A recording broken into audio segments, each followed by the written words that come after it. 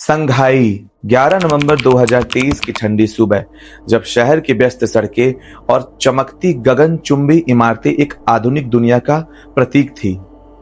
वहां की पुराने बाजारों की तंग गलियों में कुछ पुराने वादे और रहस्यों से भरी हुई थी। संघाई के युक्सिन इलाके में एक छोटे से पुराने अपार्टमेंट में ली मेई रहा करती थी। वो एक 27 साल की ग्राफिक डिजाइनर थी। वो एक विज्ञापन कंपनी में डिजाइनिंग का काम किया करती थी। उसकी जिंदगी बहुत साधारण थी।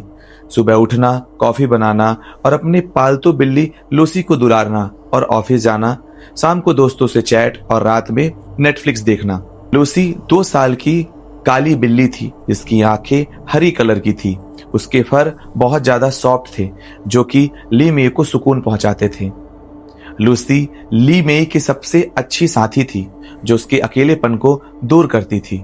ली को पुरानी चीजें इकट्ठा करने का शौक था। वो अक्सर वीकेंड पर पुराने बाजारों में घूमती, जहां धूल भरी अलमारियां और अजीबोगरीब सामान से भरी रहती थी। उसका मानना था हर पुरानी चीज की एक अपनी कहानी होती है जो समय के साथ और भी रोचक होती जाती है। लेकिन इस बार 11 नवंबर को जो उसने चीज खरीदा वह उसकी जिंदगी को हमेशा के लिए बदलने वाली थी। दोपहर के समय में ली संघाई के पुराने बाजारों की सकरी गलियों में घूम रही थी। हवा में ठंडक थी, बाजार में लोग मोल भाव कर रहे थे। लेकिन तभी उसकी नजर एक पुरानी दुकान में पड़ी। दुकान का नाम था द टॉय शॉप। उस दुकान की हालत बहुत ज्यादा गंभीर थी। उसका जो बोर्ड था वो बहुत जर्जर अवस्था में था। ऐसा लग रहा था मानो बस टूटकर गिरने ही वाला है। दुकान के अंदर रखी अलमारी जो कि धूल से ढकी हुई थी। दुकानदार चेन योंग एक 70 साल का बूढ़ा आदमी था। उसकी झुर्रियों वाली त्वचा और गहरी आंखें किसी पुरानी किताब जैसी लग रही थी। वो अक्सर दुकान में आने वाले ग्राहकों को चेतावनी देते हुए कहता कि हर चीज की अपनी कहानी होती है। कुछ कहानियां अच्छी तो कुछ कहानी डरावनी होती है। ली मेई ने दुकान के अंदर प्रवेश किया। दुकान के एक कोने पर एक डॉल पड़ी हुई थी। वो डॉल बाकी डॉलों की अपेक्षा बिल्कुल डिफरेंट थी, पर वो बहुत ज्यादा अट्रैक्टिव लग रही थी। उसकी काली आंखें, उसके नुकीले कान और उसके 9 तेज चमकते हुए दांत। उसकी मुस्कान बहुत अच्छी लग रही थी, लेकिन उसकी मुस्कान में कुछ तो अजीब सा था। ऐसा लग रहा था जैसे वह कोई राज छिपा रही हो। उसने उस डॉल को उठाया। वो डॉल तो हल्की थी, लेकिन उसके स्पर्श में कुछ ठंडक थी। ली मेई ने पूछा, अंकल चेन, ये क्या है?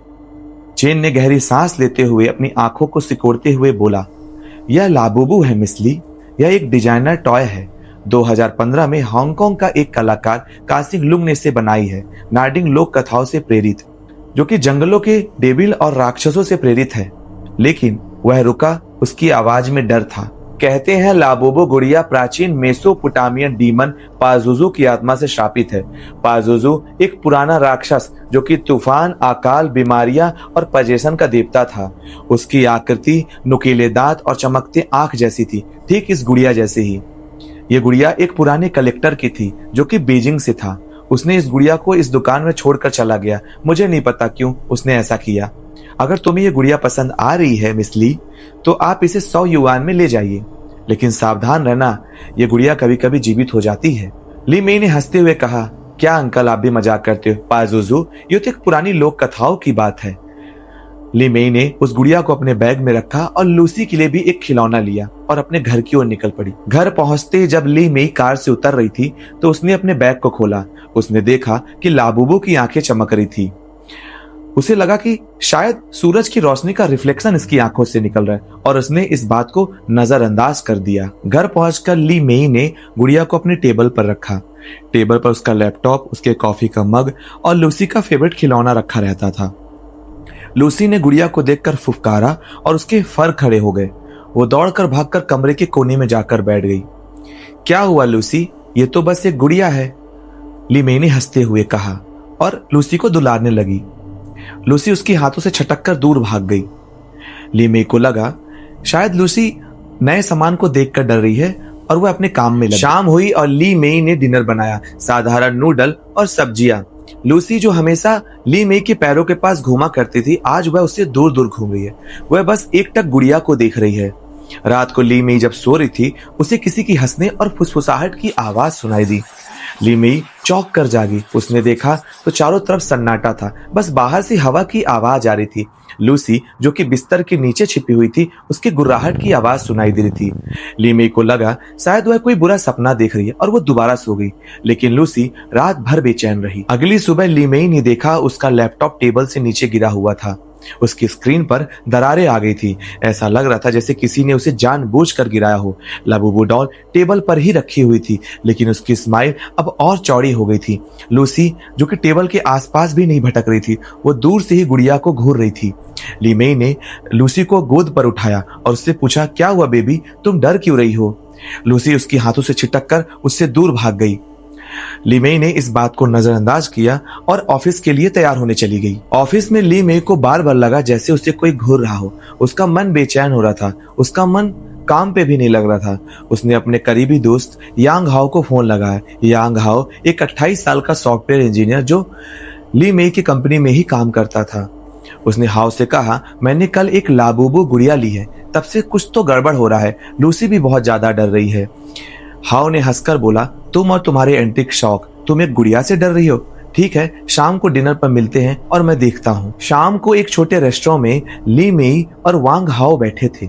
ली मेई ने गुड़िया की बात बताई और साथ में चेन की चेतावनी का जिक्र भी किया। वांग हाओ हंसा, बाजुजू, ये तो एक पुरानी लोक कथाओं की बात है। हो सकता है गुड़िया के अंदर कोई मैग्नेट हो जो चीजों को गिरा रही हो। तुम फालतू का परेशान हो रही हो। तभी ली मेई के फोन पर एक मैसेज आया अनजान नंबर से, मैं तुझे देख रहा हूँ। उसका चेहरा पीला पड़ गया।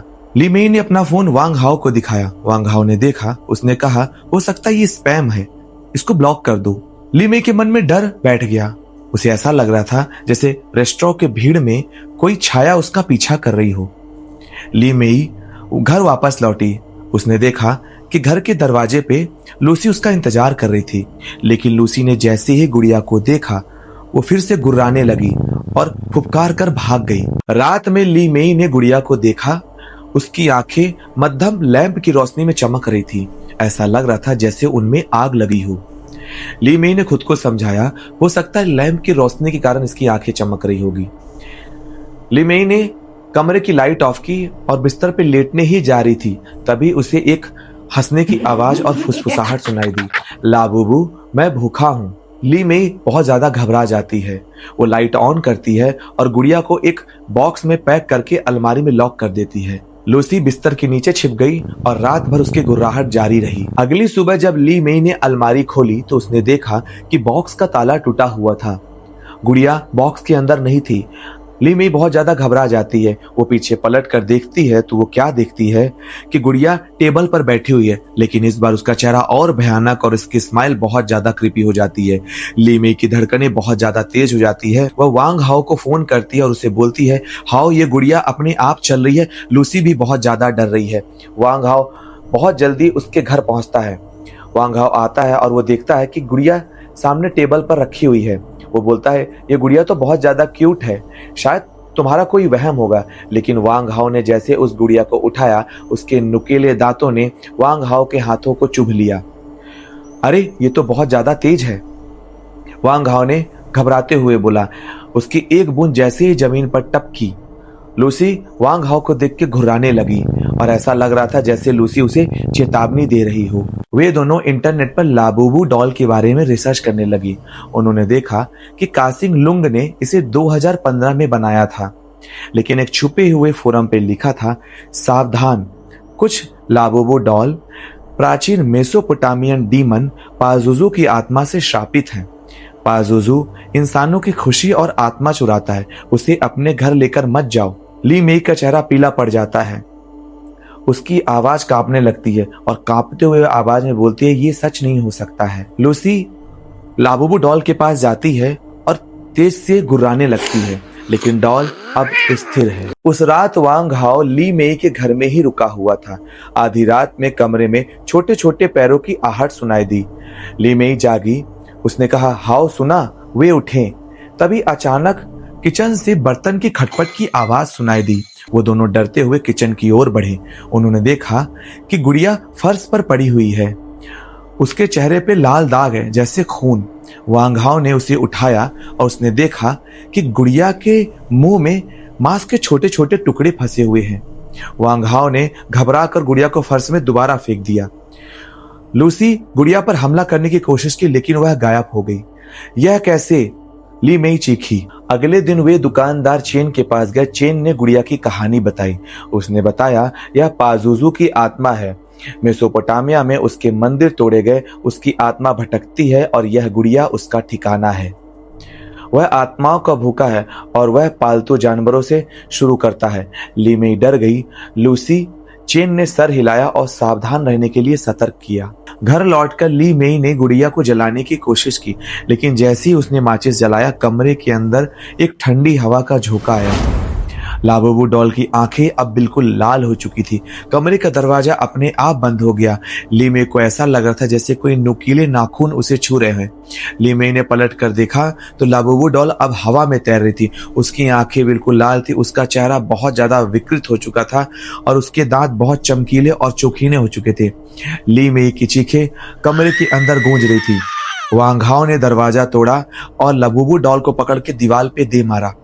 लाबूबू डॉल के टुकड़े टुकड़े हो गए, लेकिन लाबूबू के डॉल के टुकड़े जो थे वो हिल रहे थे। ऐसा लग रहा था जैसे उसमें जान हो। लूसी ने टुकड़ों पर हमला किया, लेकिन एक टुकड़ा लूसी के गले में गड़ गया। लूसी चीखा और फर्श पर गिर गया और उसके गले से खून निकलने लग गया। वे दोनों होटल की ओर भागे। अगले दिन उन्होंने एक ताओइस्ट पुजारी मास्टर झांग को बुलाया। मास्टर झांग ने गुड़िया का टुकड़ा देखते ही बोला, यह कोई साधारण गुड़िया नहीं है, यह पाजुजू है। यह एक डीमन है जो कि अपने साथ बीमारी और पजेशन लाता है। मास्टर झांग ने रस्म शुरू की। उन्होंने अगरबत्ती जलाया और मंत्र पढ़ना शुरू किया, लेकिन तभी कमरे में परछाइयां नाचने लगी। पंखों वाले राक्षस नुकीले दांत ली मेई के विजन में आया। ली मेई ने देखा कि रेगिस्तान में पाजुजू की मूर्तियां तोड़ी जा रही है। उसकी आत्मा चीखी और एक गुड़िया में कैद हो गई। रस्म के बीच में गुड़िया के टुकड़े जुड़े और वह चीखी, एक कान फाड़ने वाली चीख। लूसी जो कमरे में थी अचानक उछली और गुड़िया पर हमला किया, लेकिन गुड़िया ने पलटवार किया। उसके दांत लूसी के गले में गड़ गए।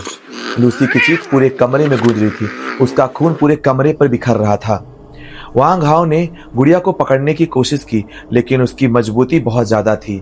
मास्टर झांग ने मंत्र को तेजी से पढ़ना चालू किया और तभी अचानक गुड़िया से एक काला धुआं निकला और पूरा कमरा हिल गया।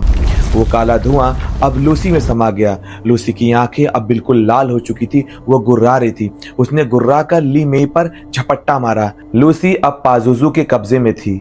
उसने ली मेई के कंधे पर काटा। दर्द असहनीय था। वांग हाओ ने लूसी को पकड़ा, लेकिन वह मजबूत हो गई थी। झांग ने आखिरी मंत्र पढ़ा। एक काली धुंध निकली और लूसी फर्श पर गिर गई। बेजान गुड़िया बेजान पड़ी थी। झांग ने घायल होकर बोला, पाजुजू चला गया, लेकिन वो लौट कर आएगा। ली मेई ने गुड़िया को जंगल में जला दिया। उसकी राख हवा में बिखर गई, लेकिन लूसी की मौत ने उसे अंदर तक तोड़ दिया। शंघाई में अफवाहें फैली। लोगों ने अपने घरों में गुड़िया देखी। उनके पालतू जानवरों पे हमले हुए।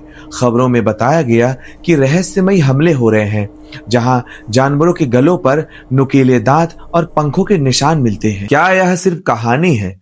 शंघाई के लोग आज भी रात में फुसफुसाहट सुनते हैं। अगर आपका पालतू अचानक डरने लग जाए तो सावधान हो जाए। इस सच्ची से लगने वाली घटना को शेयर करें और हमारे चैनल को सब्सक्राइब करें, क्योंकि पाजुजू की भूख कभी खत्म नहीं होती है और अगला शिकार तुम्हारा पालतू हो सकता है।